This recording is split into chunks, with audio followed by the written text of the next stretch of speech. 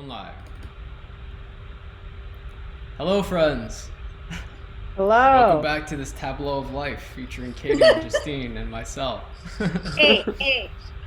This is day 2 of our MINDFUDGE Season 2 live stream. And today we will have no technical difficulties because there isn't a slight breeze outside today. Apparently that's enough to take down the entire internet of Toronto. So apologies for Well, that. yours. Mine was fine. Don't say that. So today what we're going to be doing is showing episode 4, 5, and 6 of season 2. And these are some special episodes, at least special to me, because they're just so vastly different and they're so unique. The beginning of season 2 sort of gets you primed for what to expect, but these 3 episodes really go off the rails in terms of their insanity and production value and just the epic nature of them. So if you're joining us for the first time, to my left here, I have the very talented Katie McCullough. Hey. Who is not dabbing today. I actually will take from the chat. I welcome any and all dance moves that you would like me to try alongside of the chat. As long as it's within a little box that you can dance. The tiny box dances. No, you can get up. Stand on the chair. And I could stand on the chair. Below me, I have my co-creator and partner in crime, Justine Nelson. What's up? Who is eating her dinner right below frame. I am. These are the trade secrets. We're gonna tell anyone. Yeah. At least it's not eggs this time. Was it eggs before? You love hard-boiled eggs. I love hard-boiled eggs. So yeah, if you guys are joining us for the first time, what we're gonna do is we're gonna show an episode and then we're gonna come back and we're gonna talk about it. So please leave us questions and comments in the chat. We're gonna try to answer as many as we can. And then a little bit later on, we have a special guest. We have Nicolette Pierce, who was the very lovely Zoe in season 2. And you'll see her in this episode. Very lovely face will be making an appearance not only in episodes 4 and 6 and 5 a little bit. She'll be right here in one of these boxes below that you will see. Yeah.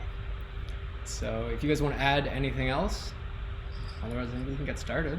Let's get started. Get started and leave us lots of questions over there because we want to answer all your questions about MINDFUDGE, creation, the episode, actors. Give them to us. So this episode is entitled The Glory of Mother Nature.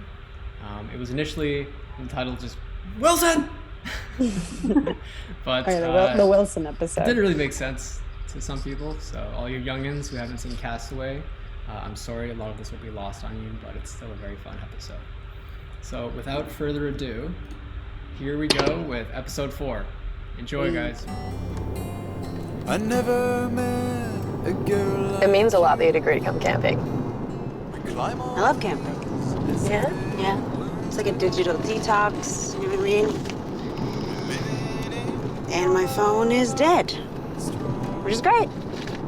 It's perfect timing. I don't need it, you know? Yeah. We'll just kick it old school, just me and you, talking and stuff. Oh, stuff sounds good. Where do we pee? You're cute.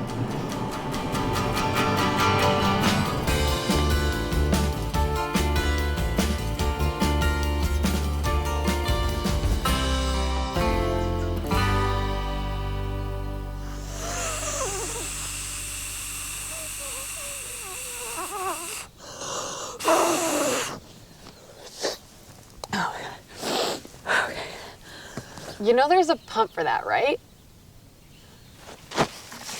What?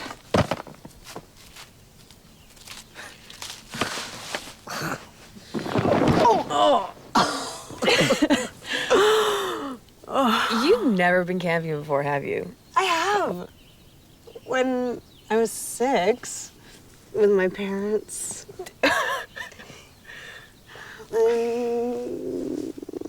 Alright, it was in my backyard.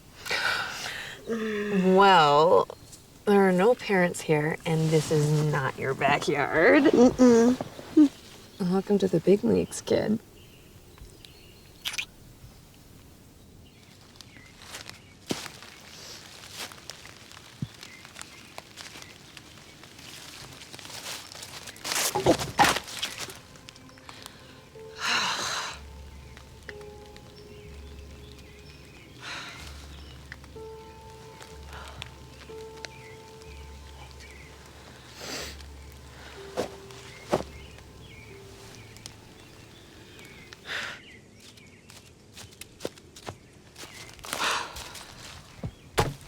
Wet wood? That's all they had. Who? The forest? Never mind, we'll get some later. Because we're gonna go portaging.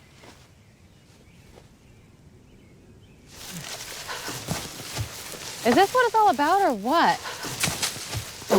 What?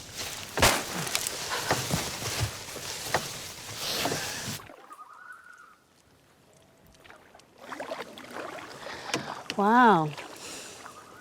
Maybe I am outdoorsy after all. Sounds like one happy camper. How do you know where we're going? Like, if we get lost, do you have like a compass? Or do we use the whole sun in the sky positioning trick? Some sort of bird call? Zoe? Zoe? What? Zoe! Zoe! Zoe! Zoe? No, no, no, no, no, no, no, no, no.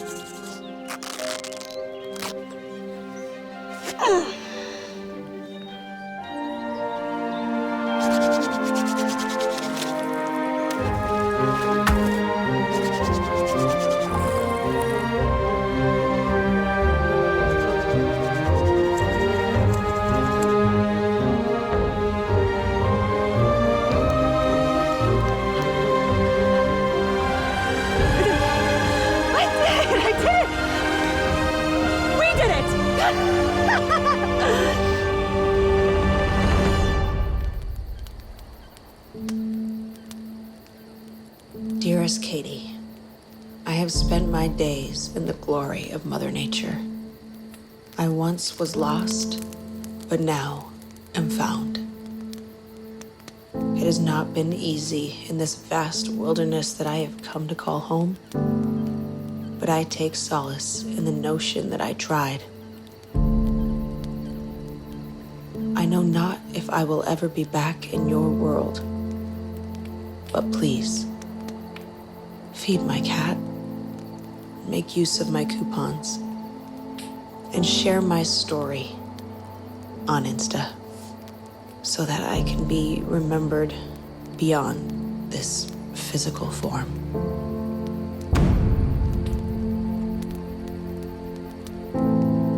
Lovingly, yours, Justine.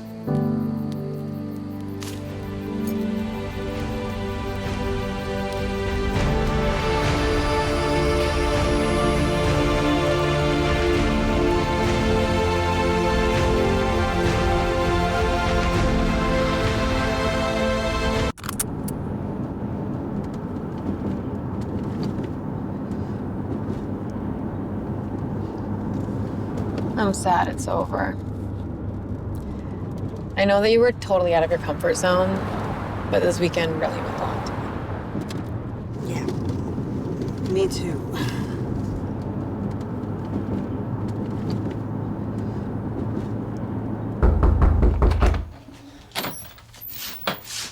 Oh, mail.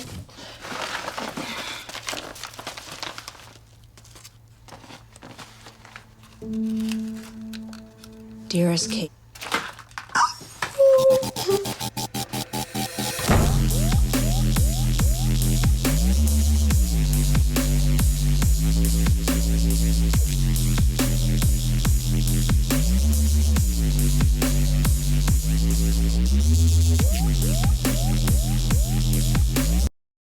One. And we're back. Hello. Yo! What's up? So, We're back here. And you might see we have a special face. It's me! I'm I'm gonna point in here! all directions because I don't know which way it is. Here. Nicolette, where are you joining us from? I am currently on Vancouver Island in Victoria. It is the Wow. capital of British Columbia, if you know your Canadian geography. Yes, anybody on the chat? Anybody here from BC? Write in the comments and let us know where you're from and what questions you have about this episode. Okay, so Yes. this is a really crazy episode. I mean, I shouldn't even say that. All Mind Fudge episodes are epic, but tell me a bit about the logistics of shooting outside in the forest. And also, I know that this was the first day on set was shooting this episode. Yes, it was. That Yeah, was our it was- very first thing. it was pretty gnarly. It was like, hi, nice to meet you. Let me stick my tongue down your throat for a second. Very nice. So Good way to start it off. We tried our best to film this as early in the year as possible because we knew that winter was coming, and so the longer we waited, the more horrible it was going to be. So we filmed this, what was it, October 30th and 31st, or like November Yeah, I 1st think and so. 2nd? Something like that, yeah. And so we got this really amazing cottage up north. It was like a 3-hour drive, and we were lucky enough to be surrounded by all these evergreen trees. So it didn't really look like fall, it still sort of looked like camping, because you'd have to suspend your disbelief if you're camping in the winter or like deep, gross fall, right? So we I wouldn't believe that Justine had those survival skills in the winter. But Even Zoe isn't going to want to do that. Definitely not. even I mean, she's got hardcore balls, Zoe. but And so despite how it didn't look too cold, it was like 0, -2, -3. It was a constant battle of doing a scene and then running back into the cottage, warming up by the wood burning stove. And we literally had a wood burning stove, We right? Like did. there was a fire going. Yeah. It was very old school. I don't think there was even electricity. Like, I don't remember. No, there I think it being was just that. yeah. lights. Wow. Yeah, I don't think there was Wow. lights either. No, we brought a generator with us. But So we had, like, tiny we had to little save things. it for all of our equipment, so we can only Right. turn it on now and then. Wow. So we shot the entire episode over 2 days, and it was a hectic 2 days because we not only had to build all the props and the sets and sort of make the spears and really make the scene look weathered. We had to capture the audio and do the was canoe really hard. scene, and like all within a very small block of daylight. So I think one of the scenes that really stands out to me is the canoe scene, because in our minds, I think it was a lot easier than it actually turned out in reality. That was the Why first don't- thing we shot. Like, Why don't, And you, why don't you guys talk about that a little Paddle bit? canoes? sorry? Can Katie? any of you paddle canoes? Yeah, totally. Did I mention that I live on an island? Like, that's where my family's from. So yeah, I can paddle shit. Like, I know what's going on. Me too. But like in the middle of a take, I'd be like, Justine, what are you doing? We're gonna hit the shore. Like, do you not see the dock right in front of us? Yeah, no. I just, yeah, it was not my strong I forgot that other people don't know how to paddle. And she My was issue behind is- me, so she's the steerer, technically. Mistake. And you're like new scene partners on set, and you have to trust her with your life in a canoe. Wow. Yeah, and how many thousands of dollars worth of equipment in the canoe? Like, the That's camera was right. in the canoe with us. Yeah, alone. Like, it was just the Terrified. two of us. And well, a lot of the time, because I would be, whatever. And then It's called canoeing, Justine. Like, I think you know a bit more about it now. paddling or rowing or whatever. And whenever I would talk, I would stop. My issue was, like, I would stop paddling, and Nicolette kept being like, "Steve!" We'd have to like break text. I mean, we just met each other, and I was like, am I making a bad impression on Justine? But then again, I'm like, I don't want to fall in the water. That would ruin the entire day. Yeah, I was pretty confident though. Talk about actually high stakes. And so, John, they said the computer. Oh my God, the camera. Sorry, 'cause I'm spending so much time on computers. But the camera was in a canoe. But then, were you also in a separate canoe getting some of those other outside shots? So initially, our plan was to canoe alongside Justine and Nicolette, but all we had there was like this little lover's rowboat. So it was me and my cameraman, Ash Taylor, who were sitting in this little rowboat, and he's filming with this big rig. And so to literally move, I had to row. And so I'm trying to look at a monitor so I can direct. The monitor's just in my crotch, and I'm trying to row. And Ash is like, dude, go faster. We're not keeping up with them. I can't. And we're just going in circles, and it's making no sense. They were literally going in circles. That was like at the beginning of the day, and I think we just gave up on that and shot from the dock pretty quickly. Yeah. Yeah. And that's when we came up with the idea to put the camera in the canoe and just let it do its job without us. Which was terrifying, because this is about $50,000, if not more, worth of equipment sitting on a very precarious, very thin canoe with one experienced canoer and one very And Justine inexperienced steering. canoer. But then there was later just me in the canoe. Like when I'm going, Zoe, and when it was just me, it was just me. Like I had to like push myself away with the paddle, and then I didn't know how to get back. Yeah. And I had to like stand in it and like jolt around, and there's a lot of this episode that you're by yourself in true survivor moments. So I know it was also a bit of a crazy experience just knowing you personally, that when you were filming that you had a really intense time. Tell everybody more about that. Oh yeah, no, it was great. It was very cold. I got sick. I got pretty sick during the second day. But it's like funny now. My roommate.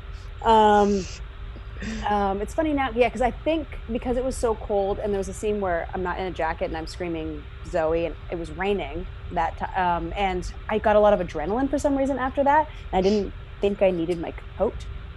And then I did a bunch of other scenes about my coat, and I was like, I'm fine, let's just do it.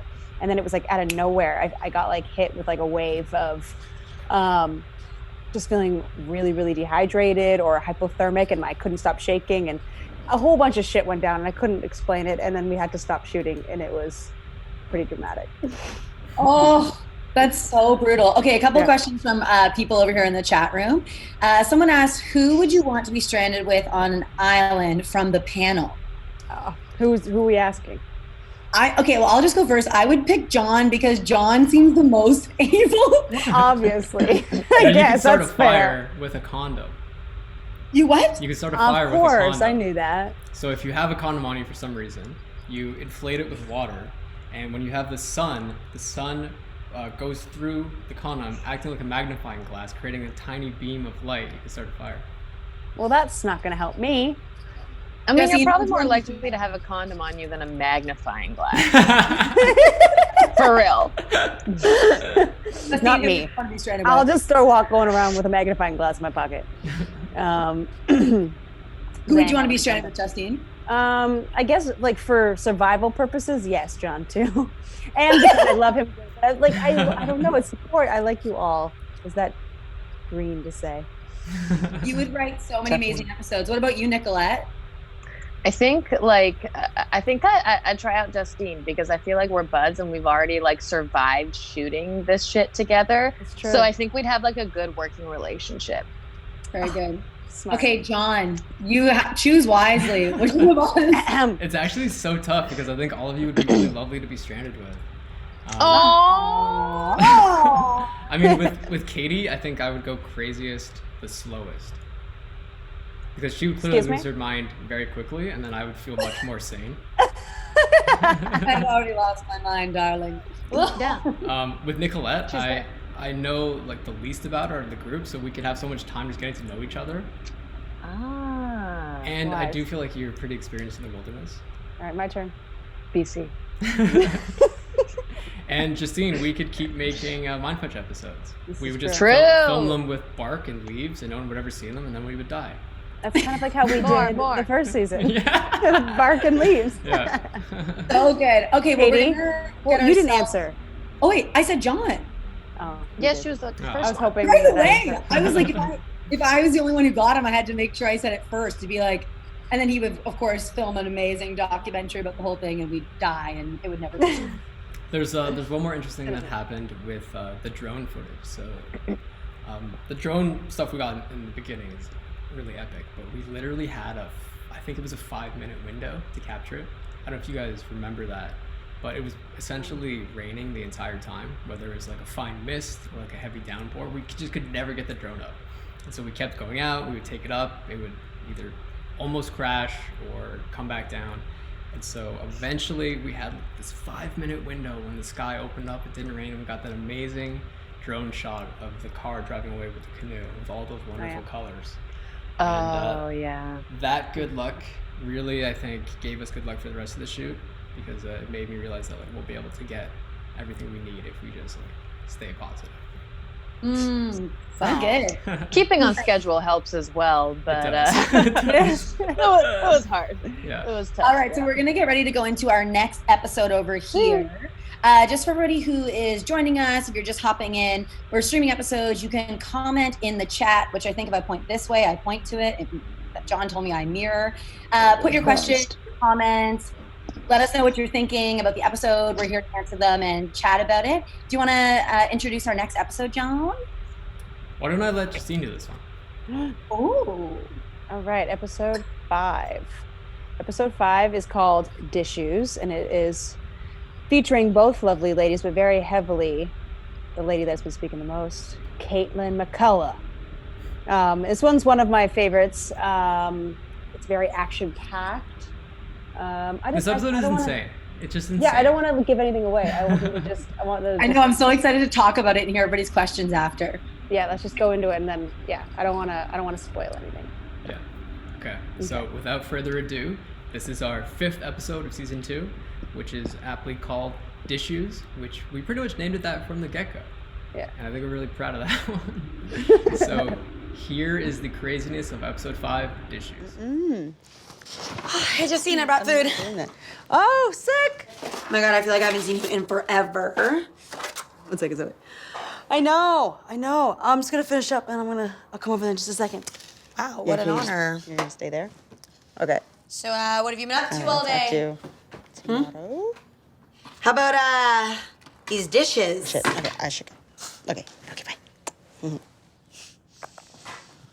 Ooh, Chinese. All right. Yes. What's up? How about you, work for your meal and do your dishes? It's your turn, no?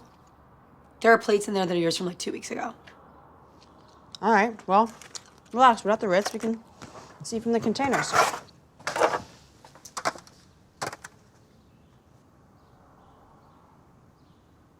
What? All right, I'll do them tomorrow. Let's just watch The Bachelor.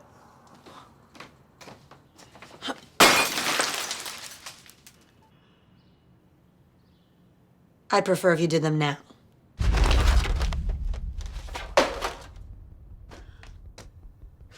Fine.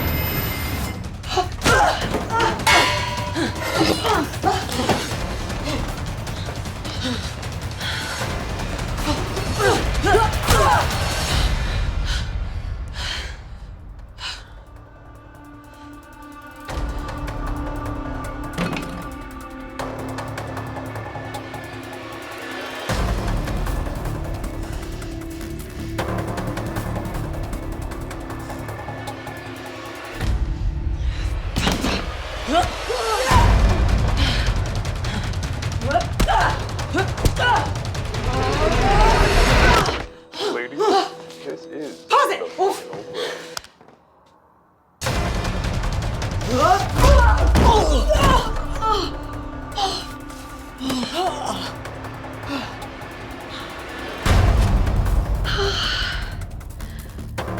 Oh, maybe when you're done with the dishes, you can get your hair out of the drain, huh? Oh, and maybe after that, you can take out my compost.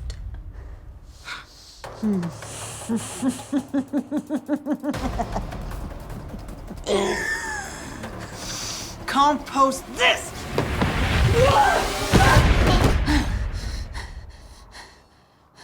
Katie?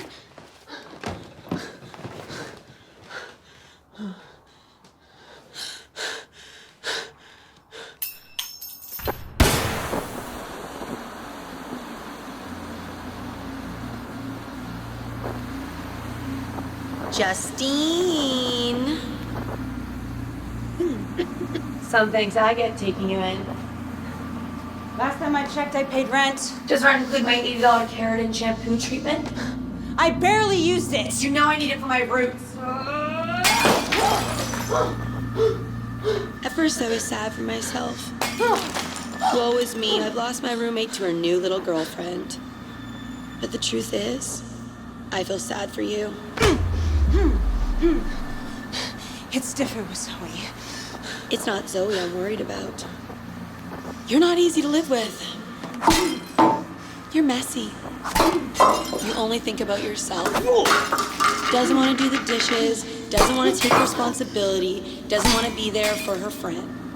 Her best friend. You're just one selfish little girl.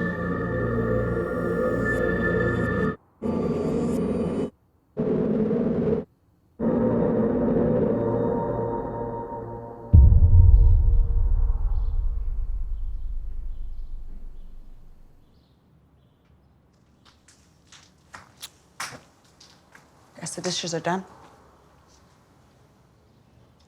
Yeah, they are.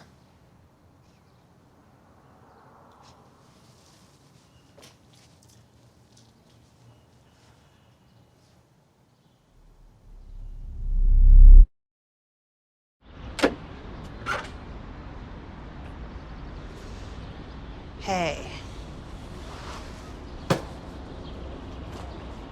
That's a big bag.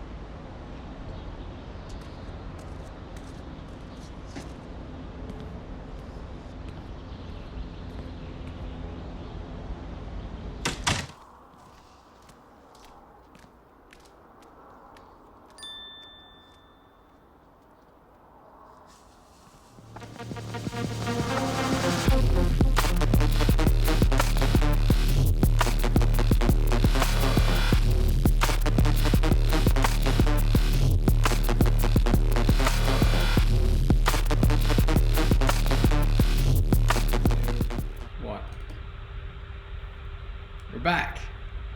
Hey, that's a big bag. Oh dear. So what did you guys think of that one? Pretty insane, eh? I've always liked wanted it. to shoot a fight scene. It made me so happy. And I know, Katie, you've shot fight scenes a few times before. Justine, have you ever shot a fight scene? Not shot, no, I have not. So tell us what it was like to run us through the process of choreographing and executing a fight scene, because I don't think a lot of people know how fight scenes work in film. Right. Well, Katie, I'll let you start with that because you kind of spearheaded that. Well, it was, first of all, we had an amazing stunt coordinator, Anita Natoli, and her assistant, Jen, who were unbelievable. Because Justine is very, very popular in the show, if you might be able to tell, I actually went and rehearsed a fight scene based on what John and Justine had written, but we weren't totally sure because based on kind of location. So Anita and Jen and I came up with a bunch of choreography that Justine learned on the day. We're basically in between while they were doing different camera setups, we were teaching her little chunks of choreography. So I had one day of rehearsal with it prior. And as these guys mentioned, I have a fight and stunt background. And then Justine is so physically capable. If you've seen other MINDFUDGE stuff, you can see her doing like straight leg lifts on a chin-up bar. Like she knows what's up. She has the abs to prove it. So yeah, we basically did that. And then Anita Natoli, stunt coordinator, worked a lot heavily with John. Those two were jamming and figuring out like what angles based on the space we were going to get. Those plates that we only had, didn't we only have 3 or 4 something or 5 of these sugar plates that they could actually break. So every time when Justine really breaks a plate on me, we had one take. Remember that was one take. Yeah, that was so exhilarating. Oh, I remember that one because we practiced it like with the fake ones, and we got some coverage with the fake ones. Yeah, I mean, like the full plastic that wouldn't break. Well, there's some behind the scenes footage of when we did it. We did it. And it was like and cut. We're like, I remember just like I felt like I blacked out. Like I was so nervous for some reason because I'm like, we have one shot to do it. Then we have to hit, and I oh god, it was exhilarating. Yeah, so I don't know if a lot of people know this, but in the film world, they don't actually break plates or glass in front of people's faces. They have what's called breakaway plates and breakaway glass, and so it's designed to basically like almost melt in your hands when it smashes and like fall into circular pieces so it can't cut you. So we got 5 of these breakaway plates so that when we smash them, shards wouldn't go flying everywhere and hurt everyone, and they break extremely easily. In fact, like even if you just a slight breeze would break.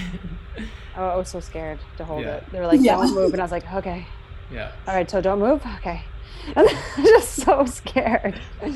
And so we did a lot of sort of movie magic as well. Like when they're having the knife fight, those are rubber knives. If you actually go back and watch the episode, when Katie is doing the slash over, or when Justine's doing the slash over Katie's face, you can see the rubber knife wobbling. Oh, really? Yeah. Really? Yeah. Oh, wow. Yeah. But it all makes sense once you add in sound effects and everything, right? Including all the punches and everything. With the right camera angle. That's how you make it connect, because you shoot from behind somebody and they're missing by like 6 or 7 inches. But with the right angle, it looks like they're really beating on each other. Yeah. Yes. And for Justine and I too, we had, like when we were actually in it, I just remember feeling so grateful I had a scene partner like Justine, because you're not actually hitting each other, but it is a cardio workout. I don't know why the heck I decided to wear a turtleneck. We were like, Russian. And I was wearing a hoodie. Well, yeah, we were just sweating. But also what was great about that wardrobe is I had pads underneath my costume. So they're called armadillos, that are like a long piece of like a plasticky kind of padding that goes under. And I also had like, it looked almost like a gel pack on my back. So when Justine broke them, even though it was very unlikely that they could really hurt you, our stunt team was just ultimate safety all the way. So we had extra padding. I don't know if you had any padding. Didn't you have an elbow one at some point too, Justine? I had a padding the armadillo thing when we did the kick. Oh yeah, our double. Yeah. But that, and all those moments, like when I flip over the couch, like there was a mat back there, but I flipped over the couch and we kicked each other like we did with that kick. Oh yeah, that time we actually like kicked and went back. Yeah, that was fun. I'm seeing in the comments here, someone's asking if that kick is a reference to Kill Bill, and it absolutely is. Good eye on that. Basically, we referenced a bunch of different fight scenes and movies that I love. We really tried to integrate a few different styles. So we had sort of the crazy shaky cam, really fast-paced, aggressive fight scenes of the Bourne movies in the beginning. And then it slows down for a bit and we go sort of to old school Hong Kong cinema and some like Jackie Chan. And then it goes back into sort of a Kill Bill, like over the top, aggressive, and like double kicks and then like the plates, and it becomes a bit more ominous. Which leads us to that crazy smoke grenade gag. Where we filled someone in the comments love them. Yeah, we filled my friend's apartment full of haze, just completely full to the brim. And that's when it's sort of this like ominous friendship falling apart scene, which is actually pretty touching and pretty heartbreaking. There was one moment where a plate did hit me in the face. Yeah. But I love it. We used it. Yeah. So I remember we were like, "Is it authentic?" Just put that one in there, but it didn't hurt. It was fine. But it And was hers also was supposed to dodge them. The frying pan you were holding was a huge rubber frying pan, remember? Yeah. So all those Yeah, props that our stunt team brought. Mhm. But I agree with you, John. Like, one thing after the episode aired and everyone got to see it, I had so many messages of people being like, so relatable, because it starts, and that's what I think Mind Fudge does so well, is it starts with such what could be a mundane moment and then explodes it, and that grenade moment, the emergency roommate grenade, what's it called? I'm messing up what it says, but all that kind of stuff, I feel like is the manifestation of what we all kind of wish we had in those moments when we want to destroy our roommates. Yeah. And I mean, when we were writing it too, it's, if you peel away the crazy fight scene, there's a lot of emotion to it. Justine is spending much more time with her newfound girlfriend. She's really paying less and less attention to her best friend. So the whole dish scene is just sort of a metaphor for not really caring anymore, not really like putting the effort into the friendship, right? You can see that in the beginning when Katie comes in and sees she clearly hasn't given a crap about doing the dishes, and they haven't even seen each other in a while. And if you go back a couple episodes, you see that they were just BFFs watching The Bachelor, and they were inseparable. So it is a little bit heartbreaking to see your best friend get taken away by somebody, even though you're happy for them to find somebody new, right? So it's that like constant moral tug of war, and I think a fight scene was the best way to portray that. Mm-hmm. And even the physicality of it, I don't know if you felt this too, Justine, as an actor, it really did help get to the emotional place at the end. Like, it was almost, Justine and I both, after that day, and it was my last day on set, and we wrapped, and we were both crying, and I just remember thinking, like, no acting required, because of how physically we had embodied it. It was really easy to just drop into the emotion of it. How did you feel about that, Justine? Yeah, I agree. The whole thing, it was just so exciting, and it was this, like, adrenaline was pumping. We shot like that whole sequence all day, and it was like go, go, go, and it was so great to have someone like you on set, where I didn't even think about getting tired. I don't even think it hit us until that last scene when we actually shot some things out of sequence. So the beginning we shot at the end, but by the end we were depleted, but it didn't hit. Like, neither of us were like, oh God, like, oh, actually, fun tidbit, I just remembered this right now. I walked into the banister. Remember, like, we had completely finished shooting Right, the fight scene, and no one got injured. And then I slipped and banged my mouth on the banister, and I cut my lip. I have a fat lip? No, I cut it. I cut my lip, and it was bleeding. Right. And if you look at the part where I'm holding the plate, you can see, because I was like trying to hide it, because I'm like, I haven't even been in the fight yet. Like, I can't. But oh God, and it would have worked. But yeah, it was like we'd wrapped. The stunt person had gone, and I slipped. Like, It's so good. Okay, we're gonna move into our next episode. Yeah, so just on that note for a second, Katie. I just wanted to say that, like, this episode really is a turning point for the season, when Justine really has to make a choice whether she's going to take her new girlfriend seriously, right? So this is where a lot more starts happening with Nicolette's character, Zoe. You really start to see if Justine's going to step it up or not. So the next few episodes, you really do see what will or will not happen between this couple, and what's going to get resolved between you and Katie. And so finding the right character for Zoe was so critically important to us, because there really had to be a good chemistry, and we needed like a solid acting background, and they just had to be like effortlessly cool and like lovable and relatable. And so we went through like quite a process to find Nicolette.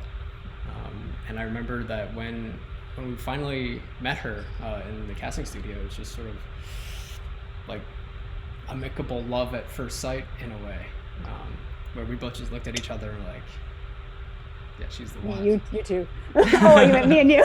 Yeah. you and Nicolette. Yeah, even though we saw some really amazing actors, but it's just such a critically important part, and to see you guys get along on set so wonderfully, also I think is a big deal, because if you hate each other, it's going to be a bit of an uphill battle to act against each other, right? Yeah. Thanks, Yeah. Katie. I feel like there was a moment when, no, I'm just kidding. Oh. No. No. What was it Before we like? dive into that next episode, Nicolette, is there anything that stands out from the audition experience for you that you really remember of like, oh, this part, this one I feels important or feels like it's gonna happen? It was such a treat because it was one of those experiences where I'd been aware of the first Mind Fudge episodes, like the Instagram clips, and I hadn't met Justine ever, I don't think. I know we had mutual friends, but I was already a fan of it. And I remember my agent sent me an email being like, do you want to audition for this? He's like, I don't know what this is. It's a web series thing. And I was like, oh, no. I know what this is. They're so creative. This is so fantastic. And then I read the character, and I just really felt like it fit me well. It was like the way it was written, it felt already in my voice. And so I think for me, it was just like figuring out if I could have chemistry with the team and if we felt like it would be a good fit. And I do remember that I just had fun in the audition. Mm-hmm. I just felt like I wanted to like explore and engage with the team, and I got to read with like Justine right off the bat, and so we got to explore our chemistry right away, and that's like an amazing audition process when you get to do that. Mm-hmm. Justine, anything from the audition stand up for you? Yeah, no, I remember because we did like a callback round, and then we did a chemistry read round with two people. And like I think that's what John's referring to. I remember when we did the chemistry read round, I felt very similar to what Nicolette said. I just had so much fun, and I was like, oh right, like right away I was like, oh yeah. And I almost like we didn't want to. Oh, I shouldn't say that. It's horrible. Well, it was just like I knew right away, and it just fit, and it was so effortless. And we hadn't known each other before, but I had known of her too. But it was so exciting to see that it was so instant. I felt a connection with her, and that made the whole process really exciting, and lasted the whole shoot. It was beautiful. It was so much fun. Yeah, so awesome. Yeah. Mm-hmm. There were some pretty funny casting calls too, because some people were just like instant, yep. Like if you go back to episode 2, the guy was just like the sunken face and just like such a good look. Oh yeah. We didn't even see him. We were just like, yep, hire this man. Yeah. And then when we brought in Jim Armstrong and just seeing him, like there's not a ton of dialogue, but just seeing him close his eyes and accept that grenade, just like, yep, you got it. No question. For all of you guys tuning in, if you're not sure what these guys are talking about, they're referring to previous episodes, which you can actually go stream on CBC Gem if you are in Canada. If you are not, then we hope you're watching them here. We're going to be streaming more tomorrow, so please keep watching, or head on over to CBC Gem if you are Canadian and check it out. We're going to dive into our next episode, and I want you guys in the chat to think of any questions that you have for Nicolette and the Zoe-Justine relationship, because we're really going to take some time once we wrap our 3rd episode to dig into that. And John, or Justine, what do you guys want to also say about this another epic episode that we're about to play? This is your favorite episode, Justine. I This know is my that favorite. because I've never seen you smile so much on filming. Like it was like I you didn't were know on I was every amazing drug at the same time. Honestly, I kept every time they'd cut, I just turned over and go, I'm thrilled, guys, I'm thrilled. But it just didn't go away. Like my energy, just like I couldn't calm down. You'll see why. It was the best day of my life. It was just I didn't know I was capable of having that much fun, and I miss it. Everything else in my life has lacked in comparison to that day. I'm not gonna lie. Wow, that's a big. Wasn't it your birthday? It was my birthday too. Yeah. What? I know, which was insane. It was stars align sometimes, guys. So if you guys don't know anything about this episode, we're not going to spoil it. Although I will say the title. Or should I? Should I say the title? Well, I guess that gives it away, doesn't it? It doesn't. Okay, the title of this episode is Elevator, the Musical. I gave it away. Yeah. But yay. That doesn't tell you anything. Wonder what's gonna happen. Okay, so I hope you guys enjoy roll the tape. episode 6. It is beyond lovely, and it is prepare for this to be stuck in your head for the next month. Yeah. So here we go, episode 6. Enjoy. Yum, cereal.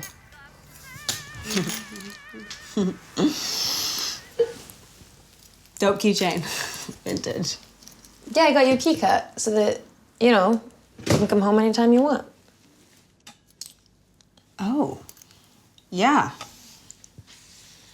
Figured you'd like that. Soon I'm gonna be able to buy you a keychain. Awesome. Also, paying some rent would be dope too. I'm gonna have that job after today, so I'll be able to do that. Yeah. I thought it was just an interview. Oh, no. Well, it's a bunch of formalities, really, but I'm a shoo-in. I pretty much have it already. Sick. Okay. Well, shoo-in, gotta go bring home the bacon. Okay. Bye. Bye.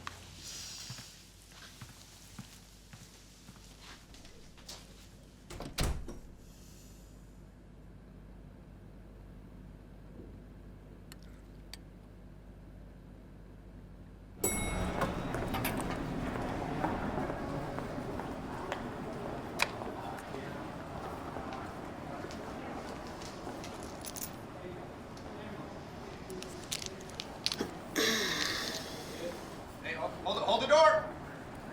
Hello, hold the door!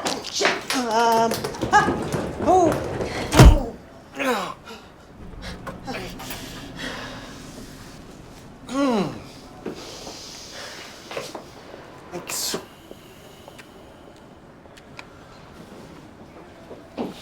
Swap. 25. Hey, hold the door, please. Thanks, man.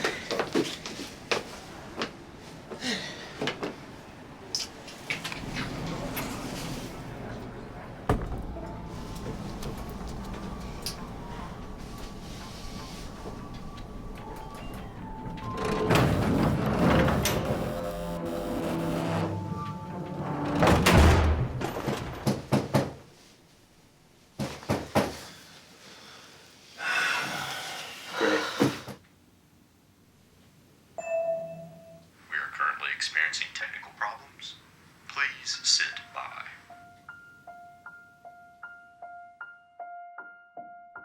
Maybe if you'd held the door like I asked you to, we wouldn't be stuck here. Stuck here. Perhaps if you had looked before you pressed a million buttons, which included the emergency alarm, we wouldn't be stuck here. In this nightmare. No, it's not my fault. I didn't even. Maybe if you weren't so immature and afraid of committing to anything, Then your luck wouldn't suck and you wouldn't be stuck here. stuck here in the middle, not going up, not going down, stuck here in the middle. Maybe if you were responsible like me, virtuous and wise like a mother to be, then you wouldn't have jammed the door. Am I gonna have a baby on the elevator floor? Yes, she might just have a baby. Are you prepared to deliver my baby? Who will deliver the mail? My God, who will deliver the mail? Who will deliver us? I'll be late for my interview. Who will deliver us? And then I'll never get the job. Who will deliver us? And then I'll never make rent. Do I wanna make rent? Do I wanna move in? Or will I always be stuck here in the middle? Not going up, not going down. Stuck here in the middle. Who will deliver the mail? My God, stuck here forever. But if I make it out alive, I'll do the things that I have always meant to. Finally. Nice.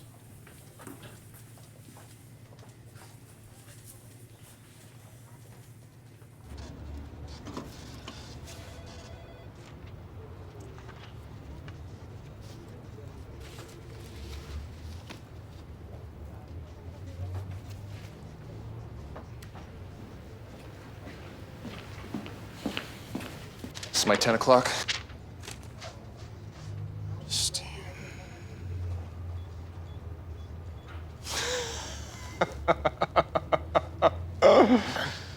No.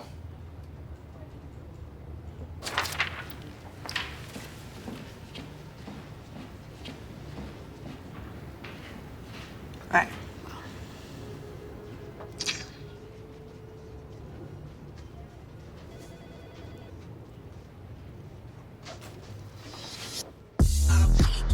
Uploaded, roll that purple potion.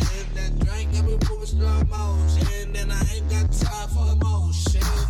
Blue buddy got me feeling no flow. So damn hot, think she seen go. Back. Hey. Hello. Yay! Every time. Guys, give the people what they want. Okay, and the Sing people, the song. Oh gosh. the So people how want to good? know. How good is that song? Oh my god. So good. The chat room's blowing up 10 out of 10. to know who wrote that song. So you guys want to just say that out loud for the world to hear? Yes, Annika and Britta Johnson. We were so lucky to get them. They are so dope. When we came up, we had like the script written and the concept, and we didn't have the song. And we were utterly terrified because John and I are not musical writers. I have never written a song in my entire life. So that part, so I was like, oh no, what have we done? Then they came along and took the concept, and I remember when they sent the track for the first time, I cried. Like I couldn't believe it. I was like, how did they make a song out of the tomfoolery that we said that this episode was going to be? And like it's in a musical, she's about to break up with someone, she's like doesn't know what she wants, and then it was just what they made from our notes was nothing short of magical. oh god, Because basically we told them this is all in Justine's mind, right? So the characters in the musical can't really have these big personalities. So like the pregnant woman really just sings about like responsibility and being pregnant, and the mailroom boy his only major concern in life is just like who will deliver the mail, because that's Justine's psyche. All she knows about this mailroom boy is that he's the mailroom boy, so he doesn't have any like external dialogue. And so they took those amazing notes and really like ran with it, and then integrated all these different styles of musicals, and just version 1 was just so good off the bat. We're like, oh my god, I what couldn't handle changes? I couldn't handle it. And It did was the anything best. change? No, just like me, like was the verse was them singing it, like the demo track, and then I had to go in and record, which was so scary. And Ian and Colton and Annika. Oh, Annika is the pregnant woman. She wrote it. Yeah. So she was in it as well. And we're lucky to get Colton too. He's a really experienced musical theater guy and an actor, and he was just such a talent. Oh yeah, he's so talented. And then Ian Lake was in Once here in Mervish, I saw him in that, and that's one of my favorite musicals. So he's such an amazing singer as well. And then there was me. There's like these three like actual musical theater people. I was like, oh no, what have I done? And why don't we talk about the rehearsal for a second? Because how funny was that? It was the best thing ever. So like it was just the most fun. We filmed in a real elevator in a law firm, so it wasn't one of those big magical film elevators where you can shoot through a non-existent wall. It was a real elevator, so it wasn't very big. So what we did in one of the boardrooms, we taped off the exact dimensions of the elevator with painter's tape, and then we just choreographed a dance inside this very small square. From like the lifts to like the snapping and everything, and just like really timed it. And then we filmed it in the elevator. Say what? Did you choreograph it, or was it like a group effort? It was like a group effort. I knew like I wanted some big collaboration moments, but we just like we stood there and I watched what would look good on camera and the timing of it, and we all just worked together to make this amazing dance. Yeah, and Britta and Annika, like they really helped out with that as well. Yeah. And I was just thrilled. Over here in the comments, because you're mentioning the elevator, someone asked what was the process of actually shooting an elevator, and how did you make it look so easy? It was a nightmare. It was a nightmare. So we put the elevator in like security mode or something, where it's not technically supposed to move, but that just did not happen. So we'd be shooting, and then the elevator would just close and just go down to the bottom. And so then it would open at the bottom. Someone's like, you see the camera, the 6 of us. Like, there's the fake pregnant woman. This is such they didn't know she was fake. But there was one moment where there's a part of the song where it goes like nightmare or whatever, and like everything goes red, and that's when it closed and went down, and it was just, remember, it opened back up and it was just red. I have like I have footage of that on my phone, and they were all like, it's terrifying because it just went down. I wasn't in it. I wasn't in it. That there was like coverage of the three of them, and we're all on the outside, and we're just like waiting, and opened up, it was like bright red. And then there was this amazing moment. So there's this one actor that's a good friend of both Justine and ours named Travis. Travis Nelson. Travis Nelson. Not related to Justine Nelson, but good friend of ours. That we know so of. he played this sort of like dream guy, everyday man that was like in a bunch of episodes as different people. And so in this episode, he was the firefighter that rescues everyone in the elevator, right? And bless his heart, he was so good at everything, but just like could not get the timing down of the hand reach. We were at like take 7, take 8, and like it just wasn't quite working. So I said, Travis, I'm so sorry, but I need you to give me your firefighter costume. I need to do this. Because like we're running out of time, and I just had to put the firefighter costume on, do the hand thing exactly how I needed it to be in the edit. And we did it, and that was that. I also, for some reason, found that really difficult. Remember, like I kept like, I didn't know how slow. Because the timing was so precise. It had to be so specific, like, and it was very frightening. But you may recognize him as one of the soldiers in the war scene. He's on the streetcar. He's the referee in the boxing one. Yeah, which is an upcoming episode. Oh! No, that's fine. So yeah, he shows up a bunch of places. I really love this episode, the contrast of like how big that musical is, and then seeing the juxtaposed with the Justine and Zoe relationship and it being in their home again. Somebody asked, wondering how long did it take to get the cereal scene for the cereal to say "you need money"? Was that a special effect? It was a special effect in the way that we glued cereal together. Oh, yeah, you did? I didn't even know that. So I remember like someone off to the side going through all the cereal to find and they had to make some letters because there wasn't an E or something. So she was like, well, what do I do? And she just like cut some B's to make them E. And the way we did that, that shot is actually in reverse because we needed the letters to come together to say "you need money," and so we started them together. And then when it didn't quite work out, so when it like separates, we just reverse that, so then it looks like they're all joining together to spell it out. Oh, cool. Yeah, so that was real.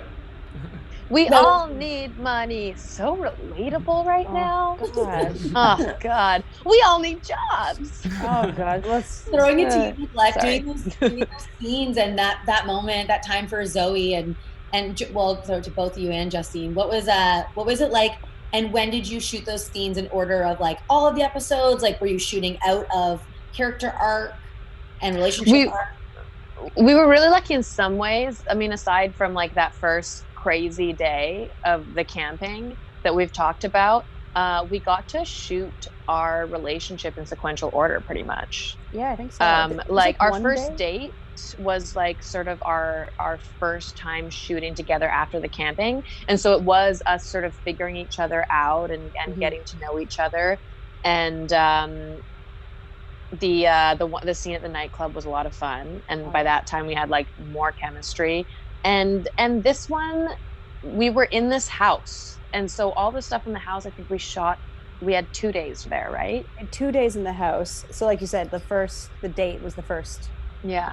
And then we did a couple of bits like along with this, which felt right. Like we did the musical, like the beginning of this episode in one day, and then like when you open the door, and then there's like bits later, and the next two episodes. No spoiler.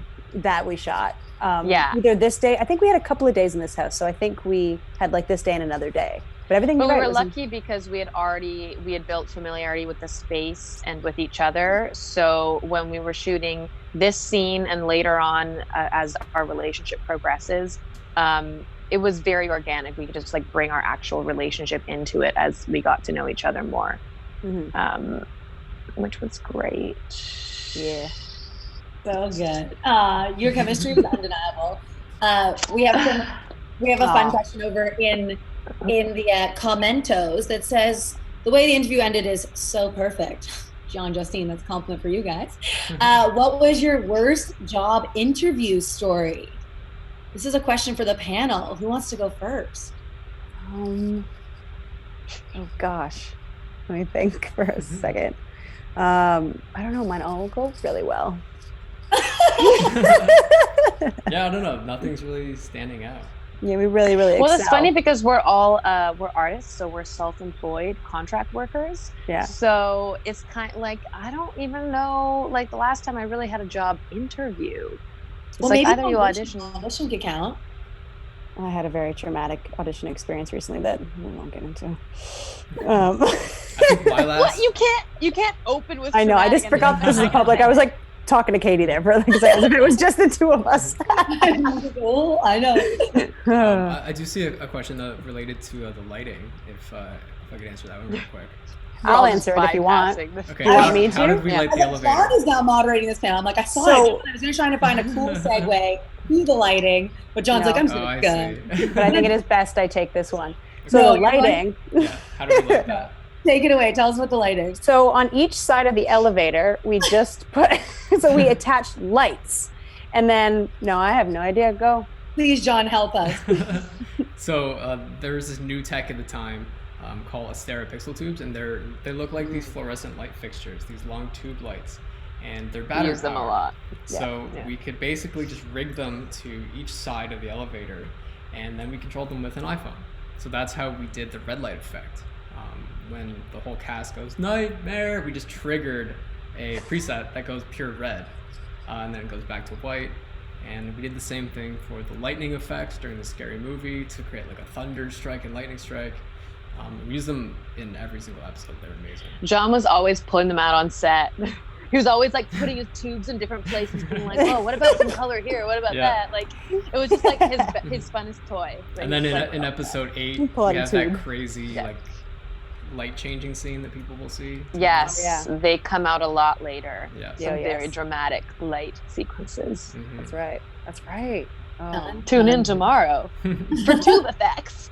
Try to spot the tube effects. Yeah. Spot the tube effects. I know. I feel like I want John to actually do like an online film school for everybody, because even I'm like, I didn't know that's how you did that. Yeah, I'm gonna have to call you next time I have a question about tubes. I might actually John has some cool tutorials on his. You have? Oh. I actually am working. Well, the on Neon like Demon that, so Studio. Stay tuned. Stay tuned. Stay tuned. We're like plugging John here. Yeah. Well, also we want to be stranded with him on a desert island. Just kidding, not Nicolette. It'll be well lit, a well lit desert island. Yeah. As long as he can bring his tubes. We're gonna be bringing on we're gonna bring on another special guest in a few minutes. But before we do, anybody in the comments, if you have any questions for Nicolette, because we have her special today. But I have a couple questions to start us off. We talked about your audition process and all of that. And you talked a little bit about shooting with Justine and the relationship out of sync. But can you share with us like your highlight moment of MINDFUDGE and working with John and Justine?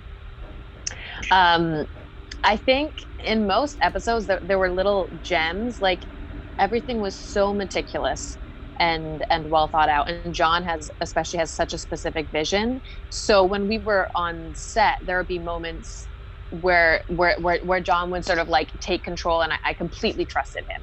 Like moments where he's like, no, we have to like he's saying with the hand thing, with the timing, he already had his edits in his head. And so I really could trust that visually when he was satisfied with the performance, it was there. But there's little details. I want to like, there's an episode coming up where like there were little like things planted on the set, personal details, or there's one in a record shop. And I'm not going to say anything more, but in the record shop, we pull up these records, and if you look at them carefully and think about it, it's a fun little gem of detail. Yeah. But it was just so exciting to be on set with him and see how intricate it all was and feel part of that. It's kind of general, but no, yeah. I appreciate you saying that. Because there were so many moments of the script where I don't think they really made sense when you read them, or when you have such a specific vision, it can be hard to describe it to people. So there has to be a lot of inherent trust. in the person running the ship. And also what was wonderful was Justine and John had a good working relationship. And so like all of my scenes, all of my work is with Justine. And so when she and I are just able to like be present together, and I know that she is also in sync with what John wants. And so it was like a very intimate, creative environment. And when I brought my ideas in with Zoe, I felt like they welcomed me into the conversation and were open to my ideas. So I wasn't shut out of their really intimate creative process. I was welcomed into it. So I felt like I got to create with them as well, which is really exciting. Oh, that's lovely. Late Night Owl asked for you, Nicolette, what was your mindset going into the production of Mind Fudge? Were you nervous at all or excited? I was definitely a little bit, I mean, I'm always nervous going into a new job, but it was so different than anything I've ever done. I usually do like more like drama, like serious stuff. But then I come into this and it's this crazy mix of genres. So I'm like, what if there's scenes where like I'm not funny, or like what if I can't do this? Like but just trusting the team. But yeah, I was definitely nervous. I was nervous to match it all tonally, and I was nervous about the working relationships because I didn't know if, you know, I would get along with everyone and it would be a fun process. But after the first couple of days, I wasn't nervous anymore. I was just having fun. Yeah. Yeah, So that's great. cute. John and Justine, do you have any questions for Nicolette before we bring in our panel? No, I don't think I have questions. I have a quick question, actually. Okay, great. I knew John. I was like, John. Well, between me and Justine, we saw a lot of the edits, right? Like just day to day.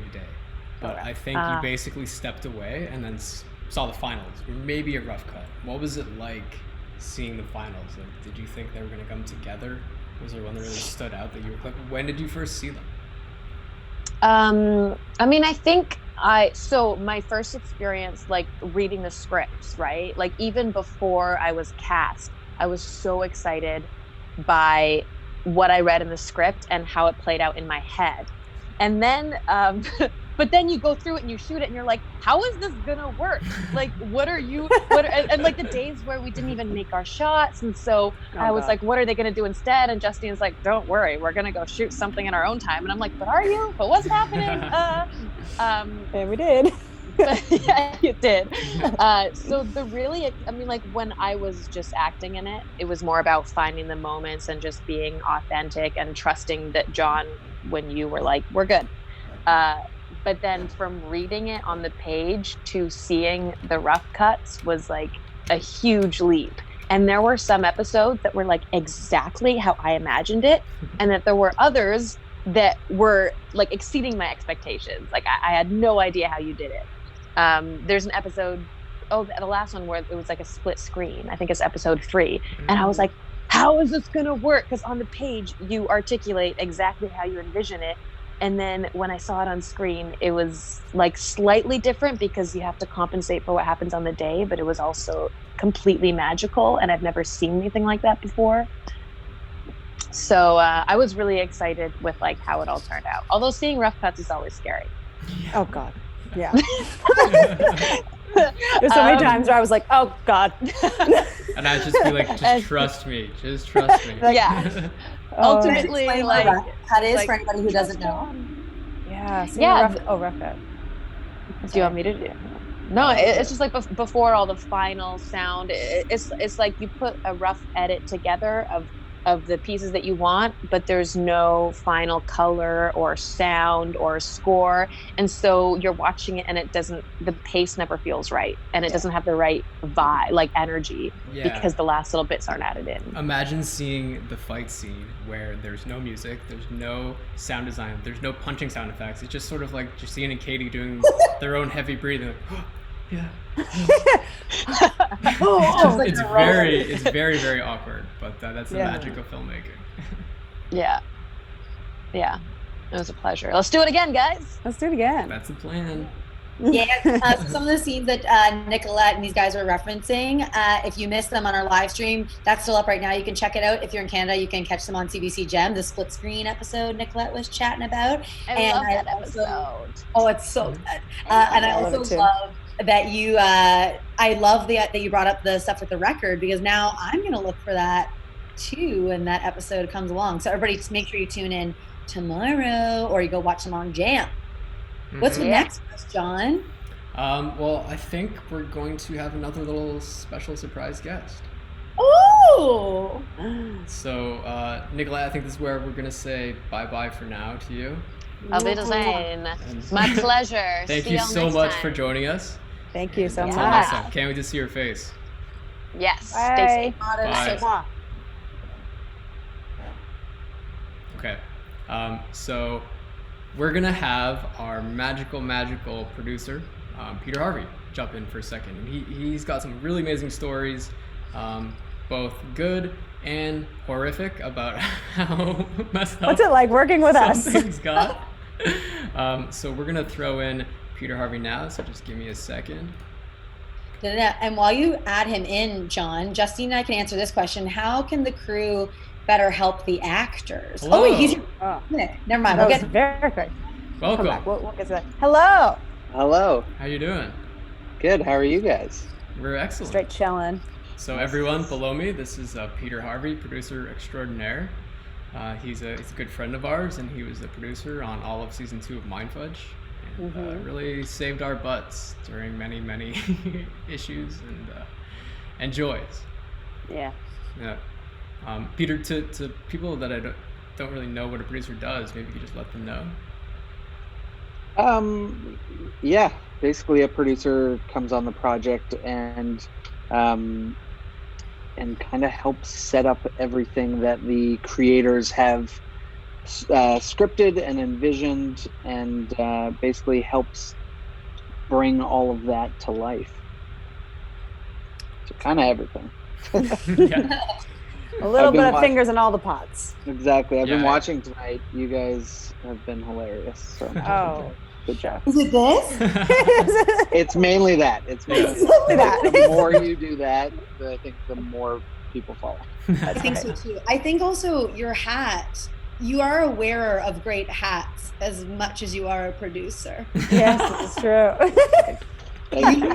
All through MINDFUDGE, he always had great hats on. And I feel like I was like, is this a funny joke of like, producers wear a lot of hats? I'm like, or is this just that Peter wears a lot of hats? He wears a lot of hats. I wear a lot of hats. Yes. Peter, do you have like a favorite MINDFUDGE moment that can either be a catastrophe that you swooped in and saved the day, or something else?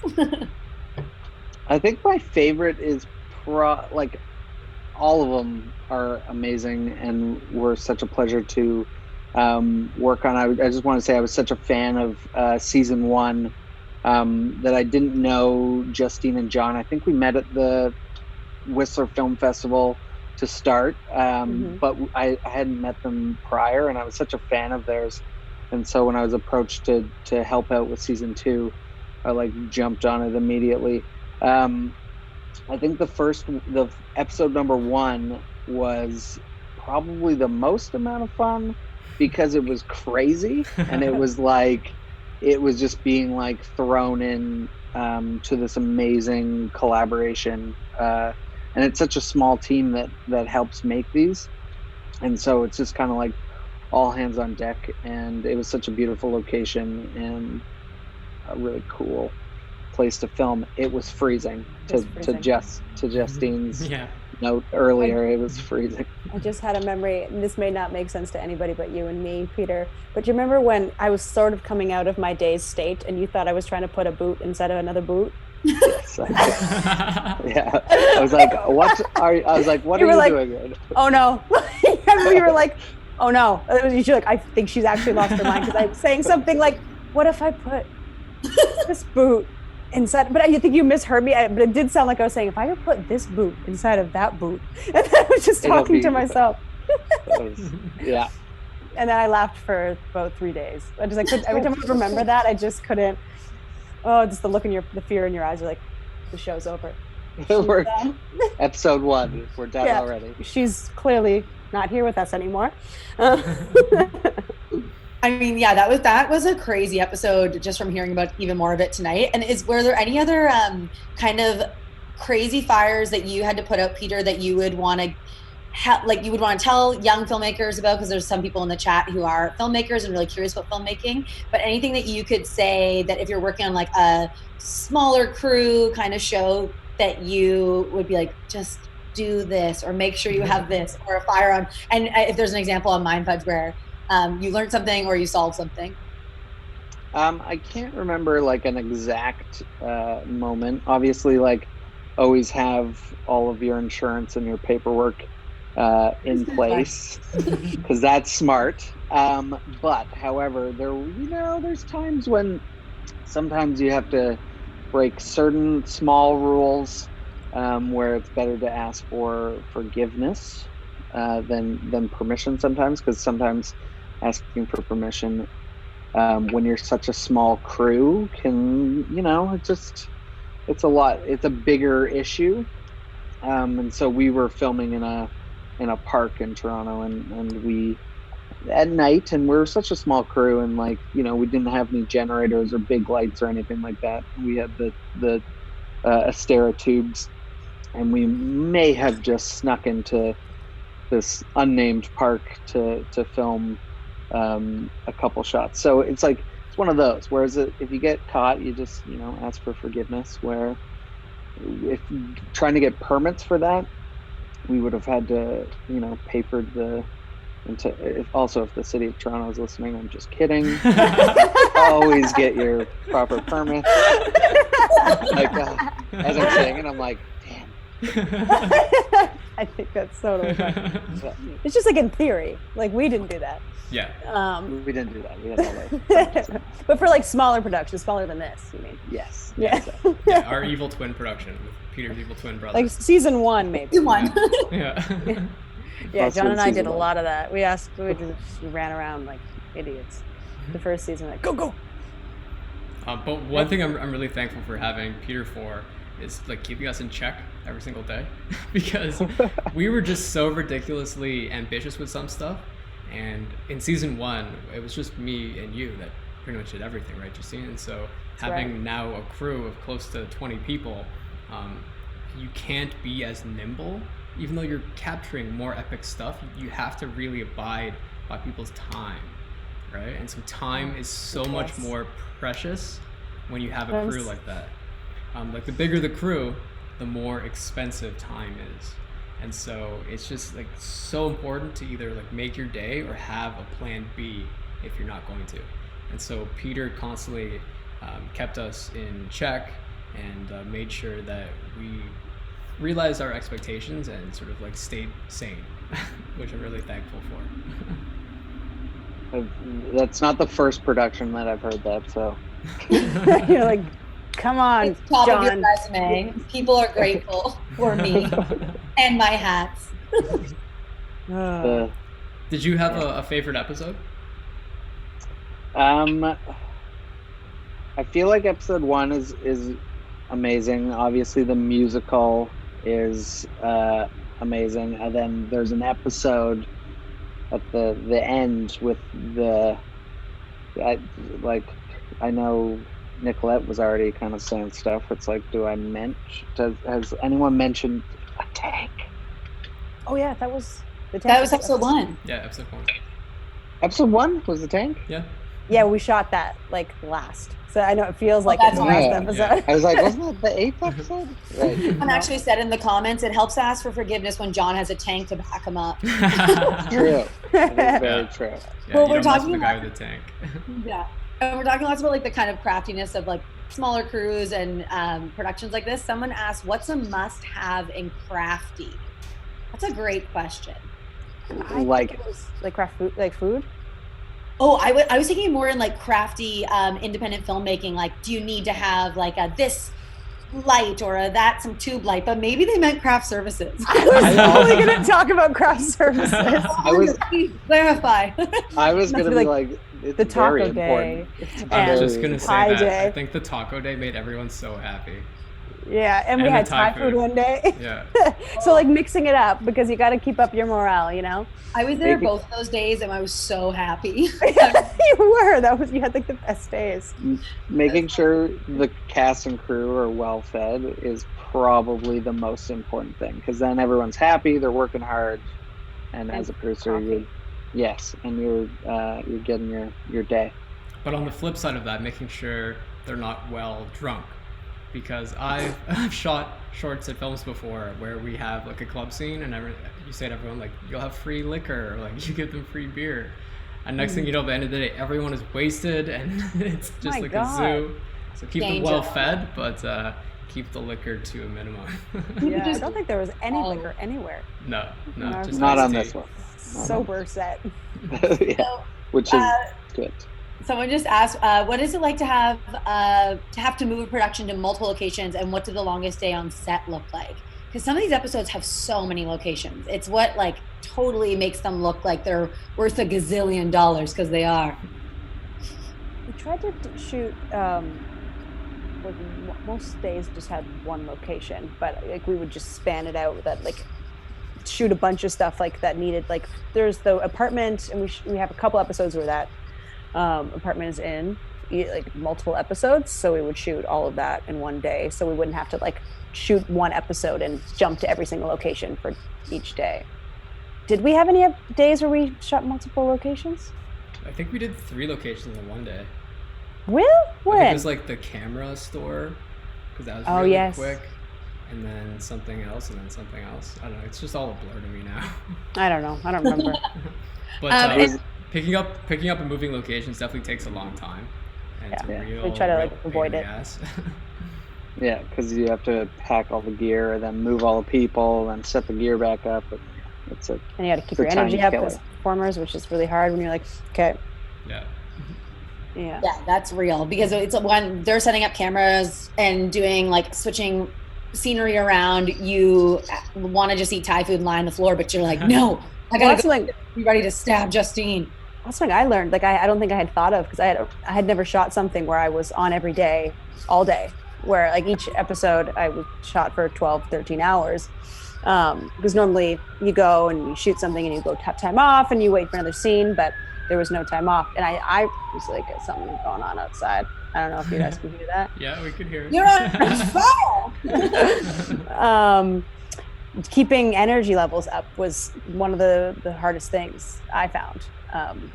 Especially like after eating, you get tired, but like on days where there's just so much to do, like we had a fight sequence day. The next episode you'll see tomorrow, it's like go. It's a lot of activity in that one too, and it was very humbling, and it's taught me to really preserve my energy and like how to do that and ways to do that, and what works best for me. It's something I hadn't really been tested on before. And Peter, just go back to you for a second. I know you're also working on something cool. What can people check out that you're either working on now or that you just finished? Because I actually haven't caught up with you myself in a while, so like, what can I see of yours? That's a good question. So there is a new Netflix series that's coming out. I think they haven't announced the exact date, but I think it'll be early summer, called Grand Army. And that's what we started filming right after I wrapped MINDFUDGE with you guys.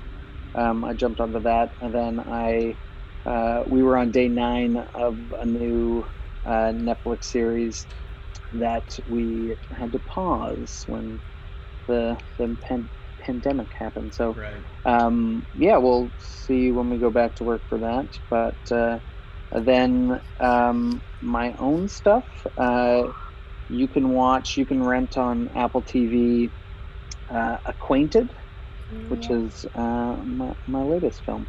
So that stars Giacomo Giannotti and Liza Del Avera. So that is on Apple TV. And isn't that technically how we met at the Whistler Film Festival? Is that the film you were premiering there?